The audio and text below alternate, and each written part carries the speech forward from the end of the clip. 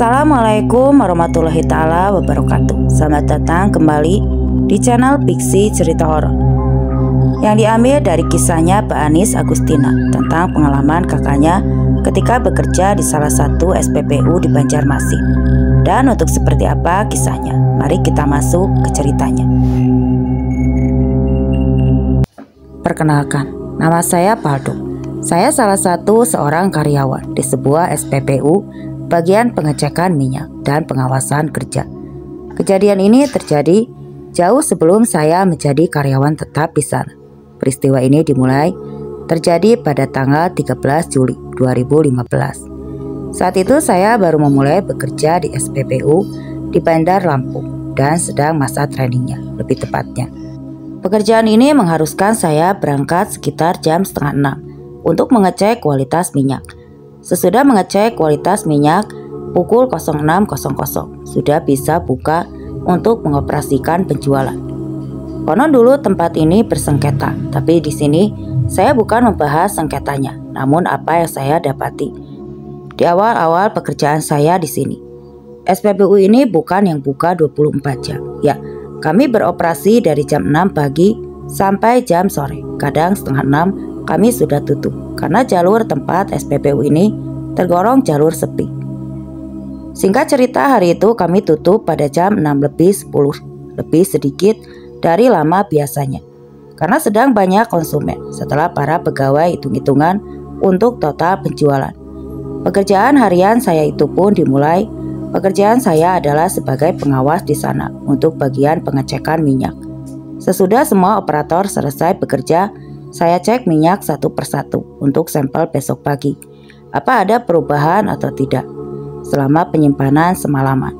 Ketika saya cek bagian tangki, saya merasa aman-aman saja. Sesudah itu, saya pindah ke tangki B. Konon di tangki B ini dulu ada bekas kuburan yang sekarang sudah dipindahkan. Sesudah saya ambil sampel dari tangki B, saya langsung bawa ke dalam kantor. Sekedar informasi, kebetulan kantor kami terdiri dari kaca semua, tapi memakai kaca film yang dari luar gelap, tapi dari dalam kelihatan. Ketika saya jalan menuju ke kantor, saya berjalan agak cepat, bukan karena takut, tapi karena lokasi kantor admin tag pengawas cukup jauh. Demi efektivitas waktu, saya berjalan cepat. Namun saat itu, saya merasa ada yang mengikuti langkah saya. Ketika saya berhenti, langkah itu masih terdengar dengan amat jelas berada di belakang saya. Seketika saya langsung menoleh ke belakang, namun tidak ada siapa-siapa di sana. Ketika saya melihat lagi ke depan, ternyata jarak beberapa meter di depan saya ada anak sekitaran umur 4 tahun sedang duduk di atas kursi yang biasa saya gunakan untuk mengecek kualitas minyak dalam posisi menunduk. Saya tahu tidak ada anak kecil di sini, saya yakin itu. Apalagi tempat ini tergolong sepi dan pada jam segini tidak mungkin karena merasa ada yang tidak beres. Saya pun berlari ke arah kantor admin. Di kantor admin, satu menunggu salah satu operator menyelesaikan tugasnya. Dan kemudian saya meminta tolong untuk menemani saya untuk mengambil sampel lagi ke tangki B. Karena panik saat berlari tadi, minyak dari tangki B yang saya bawa tumpah dan saya harus mengambil ulang sampel minyak tersebut untuk pengecekan ulang. Setelah diambil, saya melakukan pengujian ulang sambil saya meminta operator untuk menemani saya di dalam. Sekitar jam 8 malam, operator fokus main HP dan saya fokus mengecek minyak. Suasana sunyi karena pada sibuk saat masing-masing berada. Saat kemudian, dari arah ruangan kecil di bagian ruang pengawas, tiba-tiba ada suara tangis yang terseduh-seduh. Suaranya amat jelas, sampai-sampai saya dan operator saling menatap. Saya mencoba untuk tenang dan mengecek ke arah sumber suara. Ketika saya melihat di sana tidak ada apa-apa, saya terus melanjutkan pekerjaan sambil menunggu jaga malam datang untuk bergantian sibuk. Sesudah pengecekan selesai, saya membawa kursi ke depan ruangan admin. Suasana sepi terasa cukup mencekam di dalam ruangan admin. Ada seorang admin yang kita sebut saja bernama Gea. Dia di sana masih sibuk menghitung uang penghasilan hari ini. Saya mengawasi dari luar. Operator yang tadi menemani saya sudah pulang. Jadi tinggallah saya dan Gea. Sembari menunggu, saya ke belakang untuk membuat teh. Perasaan takut atau semacamnya sudah hilang dari pikiran saya. Saya berjalan ke arah dapur. Saya memanaskan air lewat dispenser. Sambil menunggu air panas, saya berdiri membelakangi pintu dapur ketika sedang menuangkan air. Tiba-tiba ada suara langkah kaki seseorang yang lari kencang sekali. Saya spontan menengok ke kanan dan ke kiri dan tidak ada apa-apa. Mungkin angin, pikiran saya. Walau itu hanya akal-akalan otak saya saja, biar saya tenang. Padahal suara langkah kaki itu cukup keras dan saya yakin itu. Sesudah selesai membuat teh, saya kembali ke depan dan saya harus melewati gudang LPG 12 kg di sini. Menurut penjaga malam, paling sering muncul penampakan aneh. Saya berjalan pelan karena saya sedang membawa teh panas. Sesampainya di depan gudang LPG, di sana saya mendengar suara seperti pasir yang jatuh berdesir di antara LPG. Awalnya saya masih tenang, namun semua itu berubah ketika pasir-pasir itu tiba-tiba saja dilemparkan ke arah saya dari berbagai arah. Kali ini otomatis saya lari. Teh yang saya bawa pun tumpah. Tumpah namun saya tidak peduli. Saya deg-degan dan tidak bisa berpikir jernih dan langsung masuk ke ruang admin. Tanpa sempat mengubah ekspresi panik saya. "Kenapa tuh? Pucat gitu?" tanya Gea. Gak apa-apa. Tapi gila ya, baru beberapa jam di sini saya udah diganggu aja, kata saya mencoba mengatur napas. "Oh, udah biasa itu," ujar Gea menyepelekan ketakutan saya. Walaupun Gea ini cewek, tapi dia bisa bersikap biasa saja. Mungkin karena dia sudah lama di sini. Akhirnya bapak yang bertugas jaga malam datang dan saya pun menceritakan yang saya alami barusan. Namun beliau hanya terkekeh dan mengatakan bahwa hal itu sudah biasa baginya. Lalu saya pun mengambil motor dan pulang ke tempat tinggal saya. Kebetulan tadi itu jatuhnya saya lembur. Dan besoknya saya harus masuk siang. Singkat cerita, keesokan harinya sekitar jam 1 siang, oper shift 1 ke shift 2. Saya kebagian shift 2. Siang hari itu saya mendapat info dari manajer. "Dok, nanti malam ada perubahan harga Pertalite." Otomatis saya diam dan berpikir, pasti perubahan harga malam hari. Sekitar jam 12 malam. Karena tidak menjawab, saya pun ditegur. "Duh, kok kamu diam sih? Kan ubah harganya karena kamu kan yang sudah diajarin." Dengan agak kaget saya menjawab, "Oh iya pak, siapa? Bisa." Walaupun jujur agak keberatan sih. Singkatnya selesai menutup telepon, saya berkegiatan seperti biasanya. Tiba jam 7 malam, saya masih menunggu petugas jaga malam datang. Sesudah azan Isya, saya selesai melakukan pekerjaan, lalu saya duduk di depan. Seingat saya ketika itu adalah malam Jumat. Sambil sibuk main HP, tiba-tiba saya mendengar ada yang memanggil saya. "Shh, shh, shh," sebanyak 3 kali. Otomatis saya melihat ke kanan dan ke kiri, mencari sumber suara, tapi tidak ada siapa-siapa. Saya lanjut main HP lagi, buka-buka Instagram. Tapi ketika fokus main HP, tiba-tiba terdengar suara cekikikan tertawa yang entah asalnya dari mana. Tapi terdengar sangat dekat. Otomatis saya teriak sambil lari ke ruang admin. Dan Gea seperti biasa, dia begitu tenang dan tanya ke saya, "Apa yang terjadi?" Saya kembali diejek olehnya, bahkan dia mengingatkan, "Nanti lu ganti harga kan? Nah, itu bisa lebih ekstrim dari itu," katanya sambil terkekeh. Aduh, saya langsung pusing dan kepikiran akan hal itu. Sudah tidak ada yang bisa dilakukan. Saya pun mencari angin di luar. Ketika petugas jaga malam datang, saya sempat ngobrol-ngobrol dan curhat masalah tadi sama dia. Dia bilang itu mah belum seberapa. Duh, nanti kalau bakal lihat gimana ya? Jujur, saya penakut. Dibilangin begitu saya sudah merinding. Saya pun akhirnya pulang dari SPBU sekitar pukul jam setengah 9 malam. Saya harus ganti harga tengah malam nanti, namun saya memilih untuk menunggunya di rumah saja. Jarak rumah saya ke SPBU itu sekitar 10 km dan jalan antara rumah dan SPBU itu melewati villa dan kuburan. Pas saya udah siap-siap mau pulang, Gea tiba-tiba keluar dari ruangannya. "Duh, pulang ya? Gue nebeng dong. Tungguin sebentar ya." Saya pun mengiyakan. "Lumayanlah, biar ada teman," kata saya dalam hati. Karena menunggu Gea, saya baru berangkat pulang dari SPPU sekitar jam setengah 10 malam. Perjalanan kami yang lancar mulai diganggu saat sampai tanjakan ke arah Bela. Motor yang saya pakai mendadak terasa berat, padahal cuman ngebonceng Gea. Ya, karena penasaran iseng saya coba muter spion biar melihat posisi Gea duduk. Mungkin saja dia terlalu belakang, sehingga berat karena posisinya sedikit menanjak. Namun pas saya lihat melalui spion yang diarahkan ke belakang, saat itu saya melihat ada dua orang yang sedang saya bonceng. Yang satunya adalah Gea dan yang satu lagi entah siapa, saya tidak tahu. Itu apa yang di belakang lu? Kata saya panik. Hah? Apaan? Gak ada apa-apa, kata Gea. Saya coba cerita dalam hati karena dari spion saya melihat kami sedang berboncengan 3. Ada penumpang tambahan yang posisinya duduk menghadap ke belakang. Lalu saya coba gaspol agar segera ke tempat ramai. Tapi ternyata susah, motor terasa berat sekali. Saya coba berdoa dan tetap melanjutkan perjalanan dengan membalikkan lagi spion ke posisi normal. Alhamdulillah, setelah lewat kuburan semua lancar dan saya tidak melihat lagi sosok itu. Saya mengantarkan Gea ke rumahnya dengan selamat, namun ada masalah lain. Saya harus lewat sana lagi nanti menjelang tengah malam untuk kembali ke SPPU untuk mengganti harga, dan tentunya saya bakal sendirian. Setelah sampai rumah, agar tidak terlambat, saya memasang jam alarm sekitar jam 11 malam. Setelah menunggu alarm pun berbunyi, tandanya saya harus berangkat kembali ke SPPU. Daripada sendirian, saya lalu mengajak adik perempuan saya untuk menemani saya ke SPPU.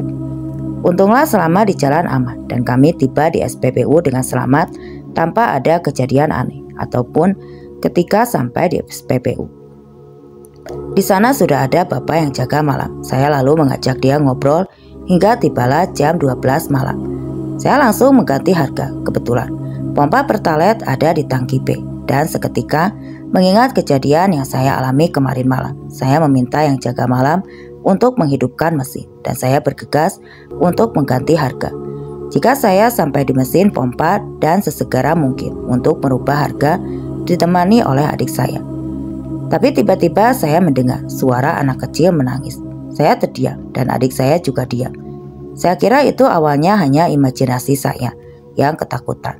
Sampai akhirnya adik saya pun bertanya dan nggak cuma bisa dijawab, "Udah, diam aja, jangan ngomong apa-apa." Tapi tiba-tiba ada yang gerakin nozzle. Nozzle itu adalah alat untuk pengisian kendaraan. Entah bagaimana nozzle itu jatuh. Saya segera melihat ke samping dan benerin lagi ke semula. Tapi pas saya taruh ke posisi, tiba-tiba ada suara ketawa yang asalnya dekat banget dengan posisi kami. Tanpa bilang apa-apa, adik saya langsung lari dan otomatis saya juga ikut lari. Kami berlari ke arah bapak yang jaga malam. Melihat kami berlari, beliau lalu bilang, "Udah, jangan lari, biarin aja." Saya pun gak menjawab, tapi saya ngebatin, "Gimana sih pak, ketawa sekenceng itu? Masa gue biarin aja?" ucap saya dalam hati. Akhirnya dengan bertiga saya ditemani untuk merubah harga. Setelah selesai, adik saya meminta ditemani ke toilet. Keberanian saya memang benar-benar tipis mendengar adik saya ngomong gitu. Saya panik. Gimana enggak, posisi toilet dan dapur bersebelahan dan harus melewati gudang LPG lagi. "Sendiri aja sih? Temenin dong bang, gila aja lu, gue itu cewek bang, takut gue," kata dia memohon. Akhirnya mau gak mau, saya anterin dia ke toilet wanita yang bersebelahan sama toilet pria. Ketika adik saya masuk, saya menunggu di luar. Di situ suasana sangat sepi, cuma ada suara jangkrik. Saya menunggu terasa lama sekali. Saya cuma bisa melihat ke kiri dan ke kanan waspada, dan benar saja. Tiba-tiba dari arah dalam toilet ada suara keran air yang dibuka. Saya langsung berdoa dan memberanikan diri untuk masuk ke dalam toilet pria itu. Untuk memastikan keran, pelan-pelan saya masuk ke dalam toilet pria dan ternyata benar. Di sana sudah ada keran yang terbuka.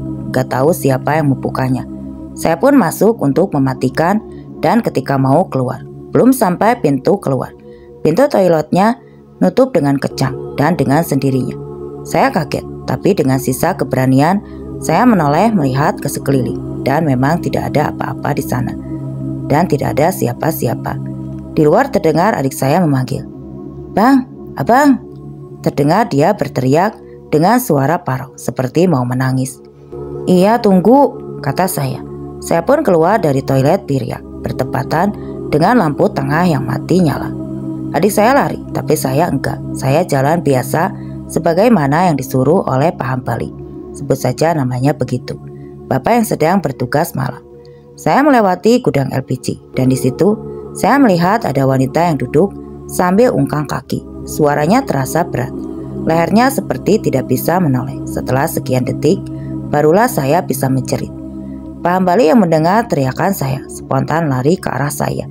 Setelah sampai, beliau mengusir sosok itu. Aneh, sosok itu lantas menghilang saat itu. Waktu sudah menunjukkan jam 1:30 pagi. Saya lalu diajak Pak Hambali untuk ke depan. Lalu saya dikasih minum biar steril katanya. Dan akhirnya saya duduk-duduk di depan bertiga. Saya, adik perempuan saya, dan Pak Hambali. Ketika duduk-duduk suasananya tenang. Tiba-tiba saya sadar kalau ada yang sedang menyapu di arah pintu masuk. Ini terdengar dia menyapu dengan sapu lidi. Lalu saya bertanya kepada Pak Hambali, "Itu siapa Pak yang menyapu?" Pak Hambali kemudian melihat ke arah yang saya tunjuk. "Oh, biasa, itu Siti." Siti yang mana Pak?" Tanya saya yang merasa nama tersebut asing di telinga saya. "Lah, Siti itu loh yang kuburannya di ujung dekat tangki." "Di sana," kata Pak Hambali sambil dengan santainya. Mendengar jawaban Pak Hambali, seketika dada saya terasa sesak. Di dekat pintu masuk, Siti masih terlihat menyapu dengan sapu lidinya. Sementara di sini, saya sudah mengetahui bahwa yang sedang menyapu di sana bukanlah manusia. "Hah? Yang anak kecil itu, Pak?" Tanya saya memastikan. "Iya, itu Siti. Kenapa?" Pak Hambali membenarkan ucapan saya. Saya tidak bisa menjawab lagi, saking gemetarnya. Bayangan itu ada di sana, samar-samar seperti menyapu. Lalu lama-kelamaan hilang beberapa waktu kemudian. Setelah itu saya pun siap-siap pulang karena tugas selesai dan enggak mau lebih lama lagi di sini. Ketika saya pulang berboncengan dengan adik, ada 2 tempat yang harus saya lewati, yaitu villa dan kuburan. Ketika lewat kuburan, alhamdulillah aman. Tapi ketika tanjakan villa, adik saya tiba-tiba berteriak untuk segera mengebut kendaraan. Saya pun ikutan panik. "Hah? Kenapa dek? Ada apa?" Tapi adik saya semakin menjerit-jerit. Saya pun akhirnya tancap gas sekencang mungkin menuju ke rumah. Ketika sampai di rumah saya tanya apa yang terjadi. Dan menurut dia, tadi ada pocong yang menampakkan diri di tanjakan villa. Matanya merah dan posisinya pas di tengah-tengah antara 2 pohon pisang. Kami pun segera masuk rumah. Di saat membuka pintu, ternyata sudah ada bapak di depan pintu dan bilang, "Ngapa lu ikut masuk? Pulang sana," kata bapak. Saya bingung dengan ucapan bapak.